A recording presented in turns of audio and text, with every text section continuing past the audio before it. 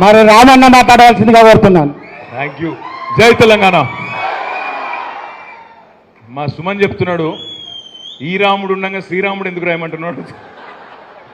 గౌరవనీయులు పెద్దలు, మరి ఈరోజు ఈ కార్యక్రమంలో విశిష్ట అతిథిగా విచ్చేసిన శాసన మండలి డిప్యూటీ చైర్మన్ గారు పెద్దలు అన్న శ్రీ బండా ప్రకాష్ గారు, గౌరవనీయులు కాబోయే నాగర్ కర్నూలు పార్లమెంట్ సభ్యులు పెద్దలు, ఇప్పటిదాకా చాలా స్ఫూర్తిదాయకంగా మీ అందరిని ఉద్దేశించి అద్భుతంగా మాట్లాడిన అన్నగారు ఆర్ఎస్ ప్రవీణ్ కుమార్ గారు, మా తమ్ముడు వరంగల్ తూర్పు మాజీ శాసనసభ్యుడు తమ్ముడు నన్నపనేని నరేందర్ గారు, పెద్దలు మాజీ మంత్రివర్యులు తూర్పు నియోజకవర్గంలో ప్రతి ఇంటికి సుపరిచితులు అన్నగారు శ్రీ బసవరాజ్ సారయ్య గారు, మరొక తమ్ముడు మరి మన వరంగల్ ఈస్ట్ నియోజకవర్గానికి బాధ్యుడిగా పార్లమెంట్ ఎన్నికల్లో పనిచేసిన మా ఎమ్మెల్సీ గారు తమ్ముడు పోచంపల్లి శ్రీనివాస్ రెడ్డి గారు, గౌరవనీయులు గౌరవ శాసనసభ్యులు జగిత్యాల నుంచి ప్రత్యేకంగా విచ్చేసిన డాక్టర్ సంజయ్ గారు, కోరుట్ల నుంచి ప్రత్యేకంగా విచ్చేసిన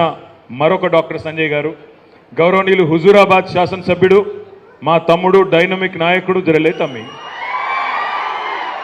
పాడి కౌశిక్ రెడ్డి గారు, గౌరవనీయులు పెద్దలు నర్సంపేట మాజీ శాసనసభ్యులు అన్నగారు పెద్ది సుదర్శన్ రెడ్డి గారు, కరీంనగర్ మేయర్ గారు సోదరులు సునీల్ రావు గారు, గౌరవనీయులు మొన్ననే వరంగల్ పార్లమెంట్ నుంచి పోటీ చేసి జూన్ 4 తారీఖు నాడు మీ ఆశీస్సులతో కాబోయే వరంగల్ పార్లమెంట్ సభ్యులు డాక్టర్ సుధీర్ గారు, గౌరవనీయులు సమ్మారావు గారు మాజీ జిల్లా పరిషత్ చైర్మన్ గారు, అదేవిధంగా సోదరుడు వాసుదేవ్ రెడ్డి గారు, డిప్యూటీ మేయర్ గారు మా తమ్ముడు మసూద్ గారు, మర్పల్లి రవి గారు, వేదిక మీద ఆసీనులైన మరి రమాదేవి గారు, ఉమ్మక్క గారు, మా మున్సిపల్ చైర్మన్ కొత్తపల్లి వెంకన్న గారు, ఇంకా పేరు పేరున హరిశంకర్ గారు, ఇంకా పేరు పేరున జమీల్ గారు, అనిల్ గౌడ్ గారు, నేను ఎవరో పేర్లు చెప్పలేదో వాళ్ళు తిట్టుకోండి, మనసులనే తిట్టుకోండి, జర బయట తిట్టకుండ్రి అని కోరుకుంటూ వేదిక ముందున్న మా తమ్ముళ్లకు చెల్లెళ్లకు పాత్రికేయ మిత్రులకు పేరు పేరున అందరికీ నమస్కారం. మరి ఇట్లాంటి సమావేశాలకు వచ్చినప్పుడు ఒక డేంజర్ ఉంటుంది. ఏముంటుంది అంటే మనకంటే ముందు మాట్లాడిన వాళ్ళు మంచిగా బ్రహ్మాండమైన ఉపన్యాసం ఇచ్చి ఇక్కడికి వెళ్ళి ఈయన గెలిస్తే రాకేష్ గెలుస్తేనేమో మరి సమీర్ భాటియా వస్తాడు, రాకేష్ గెలిస్తే ఫణీంద్ర సామా వస్తాడు, రాకేష్ గెలిస్తే ప్రశాంత్ పాలకుర్తి వస్తాడు, అవతలోడు గెలిస్తే ఇక చెంచల్ కూడా ఖైదీలు వస్తారు. నాకు ఇక నేనేం చెప్పాలి ఇక తర్వాత, నాకు చెప్పేందుకు పెద్దగా ఏం లేదు. అందుకే నేను మీటింగ్లకు వచ్చేటప్పుడు ఎప్పుడు నా బిడ్డని అడిగి వస్తా. నా బిడ్డకు 15 ఏళ్ళు, బిడ్డను అడుగుతా మరి ఏం మాట్లాడాలి ఇట్లా మీటింగ్లకు వస్తున్నాను అడుగుతా. నా బిడ్డ ఏం చెప్పిందంటే, అందరికంటే ముందుగా నీకు మైక్ ఇస్తే నా తర్వాత మాట్లాడేటోళ్ళు 30 మార్కాన్లు 32 మార్కాన్లు చాలామంది ఉన్నారు, వాళ్ళు చూసుకుంటారని చెప్పేసి అప్పుడే కూర్చో అన్నది. మరి మధ్యలిస్తే ఏం చేయాలన్న, మధ్యలిస్తే నాకంటే ముందు మాట్లాడిన మా తమ్ముడు బాల్కా సుమన్ సూపర్ మాట్లాడిండు, తర్వాత మాట్లాడే ఆర్ఎస్ ప్రవీణ్ గారు ఇంకా బాగా మాట్లాడతారని చెప్పేసి అప్పుడే కూర్చో అన్నది. మరి లాస్ట్కు మాట్లాడితే ఏం చేయాలన్న, లాస్ట్కు మాట్లాడితే ఏం చేయమని చెప్పాలన్నా. ఇక ప్రవీణ్ అన్న నేను చెప్పాలనుకున్న అంతా చెప్పిండు, నాకు చెప్పేందుకు ఏం మిగిలియలేదు కాబట్టి చెప్పేందుకు ఏం లేదని సప్పుడే కూర్చో అని చెప్పింది. నా బిడ్డ సలహా పాటిద్దాం అనుకుంటున్నా కానీ ఇక ఇంత దూరం వచ్చినా కాబట్టి ఒక 4 ముచ్చట్లు మాత్రం మీకు చెప్పి కూర్చుంటాం. ఈరోజు మరి వేదిక మీద అందరి పేర్లు చెప్పిండు, అస్సలోడు పెళ్లి కొడుకు పేరు చెప్పలేదని మీరు అనుకుంటున్నారు, నాకు తెలుసు. ఇగో ఇక్కడ పెళ్లి కొడుకు మా తమ్ముడు, పెళ్లి కొడుకు అంటే నిజంగా పెళ్లి కాలేదనుకున్నారు, పెళ్ళి అయింది. 39 ఏళ్ళు ఉన్నాయి కానీ పెళ్ళి అయింది. కొడుకు కూడా ఉన్నాడు కదా తమ్మినికి, కొడుకు కూడా ఉన్నాడు. కాబట్టి పెళ్లి కొడుకు ఈ ఎన్నికల్లో మన అభ్యర్థి కాబట్టి పెళ్లి కొడుకు అంటా ఉన్నా. తమ్ముడేమో చదువుకున్నాడు, ఒక రైతు బిడ్డ, మీలో ఒకడు, ఒక సామాన్య కుటుంబం నుంచి వచ్చి అంచెలంచెలుగా ఎదిగి స్వశక్తిని నమ్ముకొని విద్యను నమ్ముకొని తల్లిదండ్రులు వారి కష్టం చూసి చలించిపోయి నేను గట్టిగా చదువుకోవాలి, చదువుకొని మంచి మార్కులు సంపాదించుకోవాలని చెప్పి ఇంటర్మీడియట్లో స్టేట్ ర్యాంక్ కొట్టిండు. తర్వాత బిట్స్ పిలానికి పోయిండు, అక్కడ కేవలం ఇంజనీరింగ్ మాత్రమే కాకుండా మాస్టర్స్ డిగ్రీ కూడా అక్కడనే పూర్తి చేసి గోల్డ్ మెడల్ కూడా తీసుకొని బ్రహ్మాండంగా అమెరికా పోయి ఫేస్బుక్లో, అక్కడ సిటీ బ్యాంక్లో, జేపీ మార్గన్ చేజ్ లాంటి కంపెనీల్లో మనోడు పనిచేసిండు. మరి ఇక్కడనేమో గోల్డ్ మెడలిస్ట్ ఉన్నాడు, ఇక కాంగ్రెస్ కూడా ఏమో గోల్డ్ ఎత్తుకపోయేటోడు. మీకు కుల్లా చెప్తున్నా, సిగ్గుపడేది ఏం లేదు. దబ్బన సందు దొరుకుతా అయితే మెడల పుస్తలు కూడా గుంజుకోపోయే బ్యాచ్ అది. కాబట్టి ఒక గసంటోడు అవతల క్యాండిడేట్. మరి మీరు ఆలోచించాలి, చదువుకున్న వాళ్ళకి ఎట్లాంటోడు ప్రతినిధి ఉండాలి, ఒక సామాన్య రైతు కుటుంబం నుంచి వచ్చి అంచెలంచెలుగా ఇక్కడ దాకా ఎదిగి అమెరికాలో ఉన్న నేను నేను మా ఊరికి పోతా, మా వరంగల్కు పోతా, నేను పనిచేస్తా, ప్రజా జీవితంలో అడుగు పెడతా అని చెప్పి ఇక్కడికి వచ్చిన ఒక యువకుడు విద్యావంతునికి అవకాశం ఇద్దామా? లేకపోతే ఇవాళ యూట్యూబ్ని అడ్డం పెట్టుకొని పెద్దవాళ్ళని తిడితే పెద్దోన్న అయిపోతా, తెల్లారు లేచి బూతు మాటలు మాట్లాడితే అదే గొప్ప అనుకునేటోళ్ళకి అవకాశం ఇద్దామా? ఆలోచించండి. ఎప్పుడు వింటుంటాం డైలాగులు, కొత్త వాళ్ళకి అవకాశం ఇవ్వాలి, చదువుకున్న వాళ్ళకి అవకాశం ఇవ్వాలి, కొత్త నీరు రావాలి, కొత్త రక్తం రావాలి రాజకీయాలు అంటారు. మరి అలా వచ్చిండు కేసీఆర్ గారు అవకాశం ఇచ్చిండు.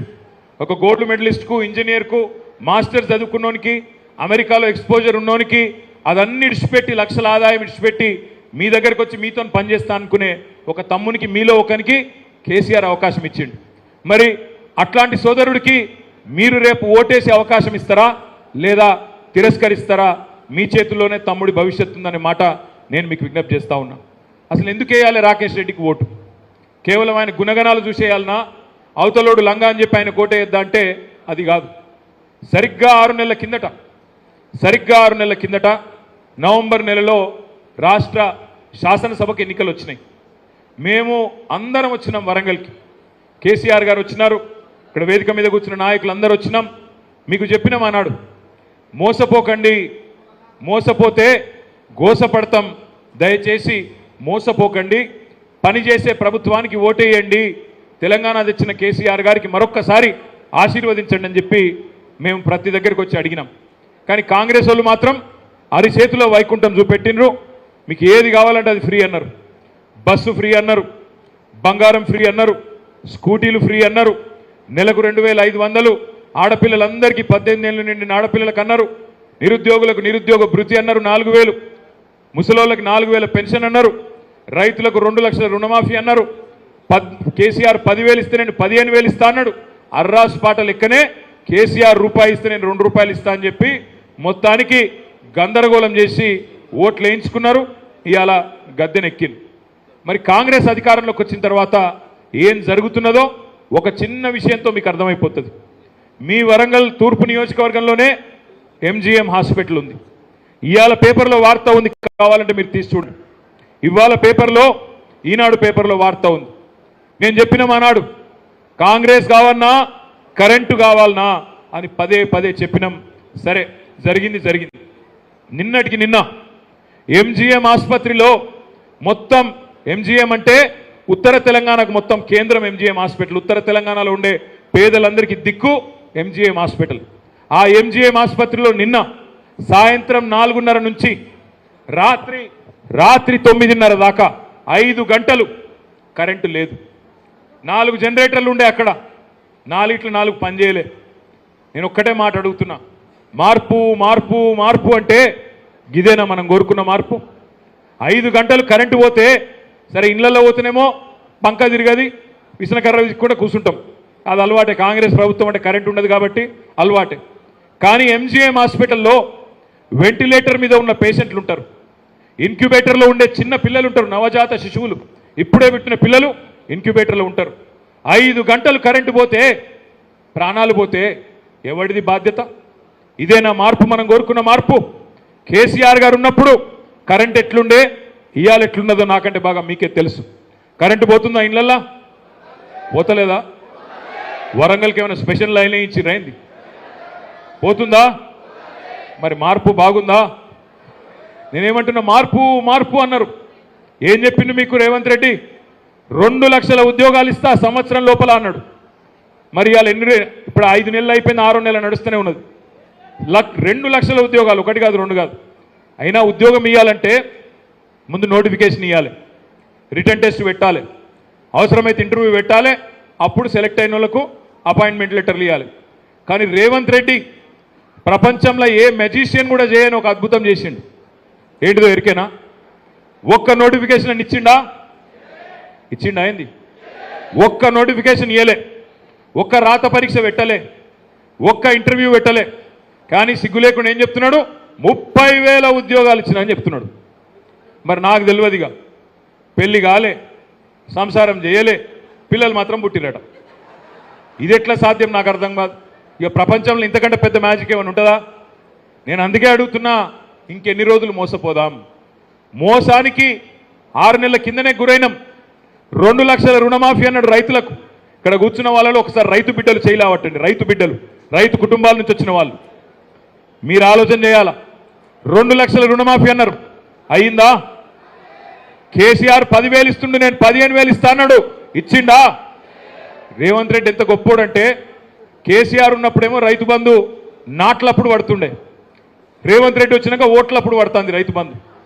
డిసెంబర్లో ఇవ్వాల్సిన రైతు బంధు మేలో ఇచ్చి అది కూడా ఏదో చాలా గొప్ప పని చేసినట్టు పోజులు కొడతా ఉన్నాడు రేవంత్ రెడ్డి. కేసీఆర్ గారు ఓన్లీ భూస్వాములను పట్టించుకుంటుండు, నేను కౌలు రైతులకు కూడా నేను ఇస్తా 15,000 అన్నాడు. ఒక్క కౌలు రైతు కన్నా ఇచ్చిండా? రైతు కూలీలకు నెలకు 1,000 రూపాయలు ఇస్తా అన్నాడు, ఒక్కలకన్నా ఇచ్చిండా? రైతు బిడ్డలైన మీరు నిరుద్యోగులు, గ్రాడ్యుయేట్లు ఒక మాట ఆలోచన చేయండి. 2 లక్షల ఉద్యోగాలు ఇస్తా అన్నాడు, ఒక్క నోటిఫికేషన్ ఇయ్యలే. మీకు మాట ఇచ్చిండు, ఏమన్నాడు? ఒక్క ప్రవేశ పరీక్షకు కూడా, ఒక్క ఎంట్రన్స్ టెస్ట్ కూడా పైసలు తీసుకోను అన్నాడు, రూపాయి రుసుము ఉండదు అన్నాడు, మేనిఫెస్టోలో పెట్టిండు. కేసీఆర్ ఇక టెట్ రాసిన వాళ్ళు ఉన్నారు, ఎవరన్నా టెట్ రాసిన వాళ్ళు ఉన్నారా? టీచర్ ఎలిజిబిలిటీ టెస్ట్ కేసీఆర్ ఉన్నప్పుడు ఎంతమ్మా ఫీజు? 400. రేవంత్ రెడ్డి ప్రభుత్వం వచ్చినాక ఎంత అయింది? 2,000 కదా. అసలు లేడీస్కి డిస్కౌంట్ ఇచ్చిండేమో 1000, 2,000. 400 దాన్ని 2,000 చేసిండు. ప్రవేశ పరీక్ష రుసుము పెట్టా అన్నాడు, 2,000 చేసిండు. నేను మీకు ఇదంతా ఎందుకు చెప్తున్నా అంటే, అన్నం ఉడికిందా లేదా తెలుసుకోవడానికి కుండ లోపల చేయి పెట్టాల్సిన అవసరం లేదు, ఒక్క మెతుకు ముట్టుకుంటే తెలిసిపోతుంది. రేవంత్ రెడ్డి ప్రభుత్వం ఎంత మోసకారి ప్రభుత్వం తెలుసుకోవడానికి చిన్న ఉదాహరణ చాలు. ఇవాళ మీరు స్టేట్మెంట్ చూసింటారు పేపర్లలో, ఎలక్షన్లకు ముందేమో వరికి బోనస్ ఇస్తాం, అన్ని పంటలకు బోనస్ ఇస్తాం, బియ్యంకి వరి ధాన్యానికి కూడా బోనస్ ఇస్తామన్నాడు. మేనిఫెస్టోలో పెట్టిండు 2,183 ఎంఎస్పీ ఉన్నది, 500 బోనస్ క్వింటాల్కు కలిపితే 2,683 రూపాయలు ఇస్తా అని చెప్పిండు. 2,183 అంటే దొడ్డు వడ్లకు ఇచ్చిన ఎంఎస్పీ 2,183, దాని మీదకెళ్ళి 500 ఇస్తా అని మేనిఫెస్టోలో పెట్టిండు. నిన్న స్టేట్మెంట్ ఇచ్చిండు క్యాబినెట్ తర్వాత, దొడ్డు బియ్యంకి ఇయ్యం, సన్నాలకే ఇస్తామంటున్నాడు. సన్నాలు తెలంగాణలో పండించేది కేవలం 10-15% మాత్రమే, 85-90% పండించేది దొడ్డు బియ్యం. అసలు యాసంగిల తెలంగాణలో సన్నాలు వండాయి, దొడ్డు వడ్లే పడతాయి. ఇది కూడా తెలియదు రేవంత్ రెడ్డికి. మరి తెలియదా, తెలిసి మోసం చేస్తుండా, అది మనకు తెలియదు. దయచేసి నేను మిమ్మల్ని కోరేది ఏంటంటే, ఇట్లా ఒకటి కాదు, మోసాల పరంపర సాగుతున్నది. స్కూటీలు వచ్చినాయా? తులం బంగారం ఇస్తానని ఇచ్చిండా? 1,00,000 పెళ్లిళ్ళు అయినాయి. ఒక్క ముఖ్యమంత్రి గారి పేరు మీద మార్కెట్లో పతారా లేదా, గిరాకీ లేదా? బంగారం షాపోడు అడుగు తీయడా? ఉద్దరా తులం బంగారం దొరుకుతలేదా ముఖ్యమంత్రికి? తులం బంగారం కాదు, తులం ఇనుము కూడా ఇయ్యడు వాడు. యాద పెట్టుకోరు మీరు, తులం ఇనుము కూడా ఇయ్యడు. ఎందుకంటే పచ్చి మోసగాళ్ళు, కేవలం ఓట్ల కోసం చెప్పిన మాటలు. దయచేసి నేను మిమ్మల్ని అడిగేదల్లా ఒక్కటే, రేపు ఎవరు అడగాలి మరి శాసన మండలిలో ఏమాయని 2 లక్షల ఉద్యోగాల కథ అని అడిగేటోడు ఉండాలన్నా వద్దా? తీన్మార్ మల్లన్న అంటే ఆయనకు ఓటేస్తే ఏం చేస్తాడు? ఆయనే ఒకటే పని చేస్తాడు, తెల్లారు లేస్తే బాకాలు ఉదుతాడు, తెల్లారు లేస్తే డప్పు కొడతాడు రేవంత్ రెడ్డికి. ఇప్పుడు కావాల్సింది బాకాలు ఉదేటోళ్ళు కాదు, రేవంత్ రెడ్డి బాజా బజాయించేటోళ్ళు కావాలి. అందుకే రాకేష్ రెడ్డి కోటేయమని కోరుతా ఉన్నా. అందుకే గట్టి గలమున్న వరంగల్ బిడ్డ మీవాడు, మీలో ఒకడు, వరంగల్ పౌరుషమున్నోడు రేపు అక్కడ శాసన మండలిలో కూర్చుంటే గల్లావట్టి అడుగుతాడు, ఏమాయ నిరుద్యోగ భృతి 4,000 రూపాయలు ఇస్తానో ఏడవైంది అని అడుగుతాడు. ఏమాయ మరి ఎంట్రన్స్ టెస్ట్లకు పైసలు తీసుకోనన్నావు, ఎందుకు తీసుకుంటున్నావు అని చెప్పి రేపు గల్లావట్టి అడుగుతాడు. ఏమాయ ఒక రైతు బిడ్డగా అడుగుతున్నా రుణమాఫీ ఏమాయ అని చెప్పి రేపు నిలదీస్తాడు. ఒకటి కాదు, 420 హామీలు ఉన్నాయి అడిగేతందుకు. మరి అడిగేటోడు ఉండాలన్నా ఉండొద్దా? అడిగేటోడు ఉండాలి. ఈ సమయంలో కావాల్సింది అధికార స్వరాలు కాదు, ధిక్కార స్వరాలు కావాలి, నిలదీసేటోళ్ళు కావాలి. ఈ ఒక్క ఎమ్మెల్సీ ఓడిపోతే కాంగ్రెస్ ప్రభుత్వం ఏం కూలిపోదు. కానీ రాకేష్ రెడ్డి గెలిస్తే ఏమవుతుంది? ఒక జలక్ తలుగుతుంది.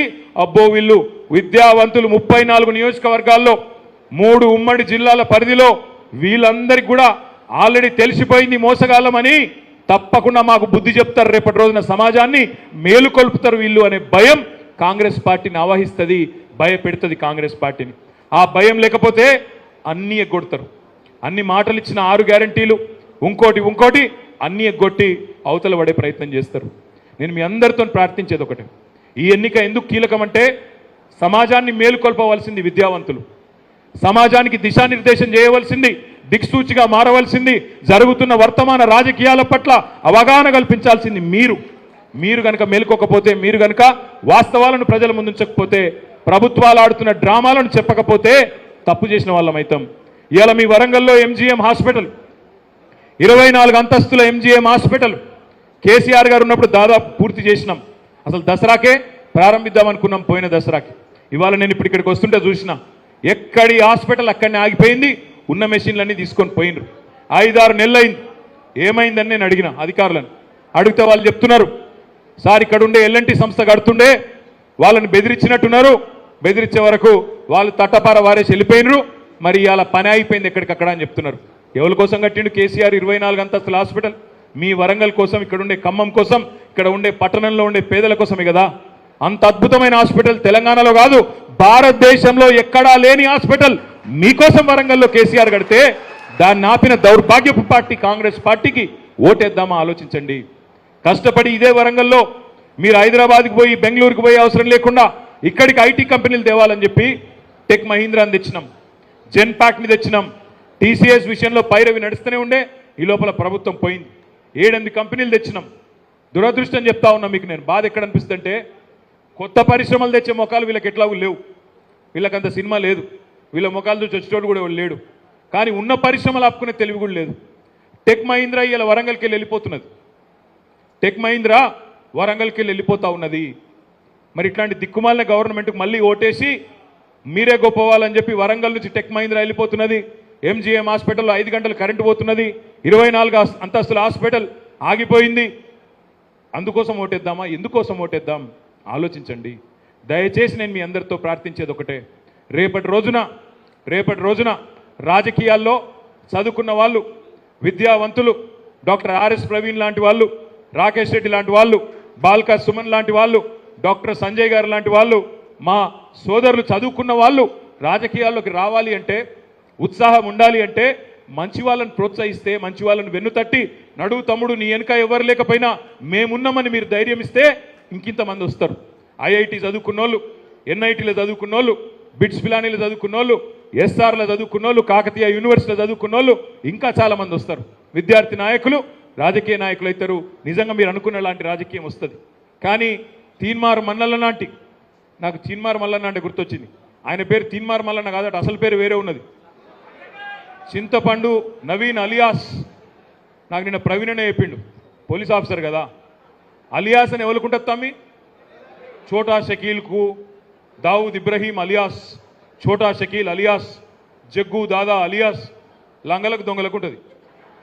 చింతపండు అలియాస్ తీన్మారట. గిసంటోళ్ళకు ఓట్లేసి రేపు రాజకీయాల్లోకి, చట్టసభల్లోకి తీసుకొస్తే చట్టసభలు చెత్త సభలు అవుతాయి. రేపటి రోజున బూతు మాటలకు వేదికలు అవుతాయి. వాటి పవిత్రత, వాటికి ఉండే కొద్దిపాటి గౌరవం కూడా మొత్తం పోతుంది. ఇగో జీవితం అంతా కొట్లాడిన పెద్ద ఆయన, ఇగో డిప్యూటీ చైర్మన్ కౌన్సిల్ బండ ప్రకాష్ గారు, మీ నియోజకవర్గ ముద్దుబిడ్డ, ఇలా డిప్యూటీ చైర్మన్గా ఉన్నాడు. అట్లాంటి బండ ప్రకాష్ గారు లాంటి మేధావి, అట్లాంటి మంచి నాయకుడు ఉన్న కౌన్సిల్లో, సారన్న లాంటి మంచి వాళ్ళు ఉన్న కౌన్సిల్లో ఇవాళ కూర్చోవలసింది, అక్కడ ఉండవలసింది చదువుకున్న మీలో ఒకడు విద్యావంతుడు రాకేష్ తప్ప ఇంకొకరు కాదు. కాబట్టి దయచేసి మిమ్మల్ని రిక్వెస్ట్ చేసేది, ఏనుగుల రాకేష్ రెడ్డి గారిది 3వ వరుసలో ఉంది. ఆ పక్కన ఇందులో సింబల్స్ ఉండవు. మొట్టమొదటిసారి ఓటేస్తున్న వాళ్ళు ఎంతమంది ఉన్నారు ఇక్కడ? ఫస్ట్ టైం ఓటర్స్ మీరు ముఖ్యంగా చూడండి. ఇందులో సింబల్స్ ఉండవు, కారు గుర్తుండదు, ఏ గుర్తుండదు, అట్లే ఉంటుంది. రాకేష్ ఫోటో ఉంటుంది. ఆ తర్వాత ఆ బాక్స్ ఉంటుంది. బాక్స్లో టిక్కు పెడితే చెల్లదు, ఇంటూ కొడితే చెల్లదు, ONE1 అని రాస్తే చెల్లదు. ఓన్లీ నిలువు గీత. వెంకటేశ్వర స్వామి నామం ఉంటుంది కదా, అట్లాగే ఒక చిన్న నిలువు గీత గీయాలి తప్ప వేరే ఏం రాయొద్దు. శ్రీరాముడు నీవే గలవు అనేది అసలే రాయొద్దు. మా ప్రవీణ్ అని చెప్పినట్టు ఓం అని, శ్రీరాముడు అని ఏది రాయకుండ్రి. ఓన్లీ 1 నెంబర్ 1 వేయండి, రాకేష్ని గెలిపించండి. మీరందరూ రాకేష్ గెలిస్తే వరంగల్ గెలిచినట్టు, రాకేష్ గెలిస్తే వరంగల్ ప్రతి పట్టభద్రుడు గెలిచినట్టు, రాకేష్ గెలిస్తే ప్రతి రైతు బిడ్డ గెలిచినట్టు, రాకేష్ గెలిస్తే యువకులు, ఉత్సాహవంతులు, విద్యావంతులు గెలిచినట్టు అవుతుంది. కాబట్టి దయచేసి మీ ఆశీర్వాదం ఇవ్వాలి. మే 27 పోలింగ్ తేదీ, దయచేసి వచ్చి ఓటేయాలని కోరుతూ జై తెలంగాణ.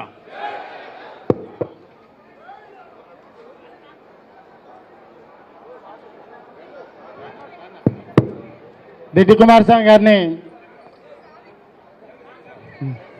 దా అహ్మద్ భాయ్ వెళ్ళు ఈ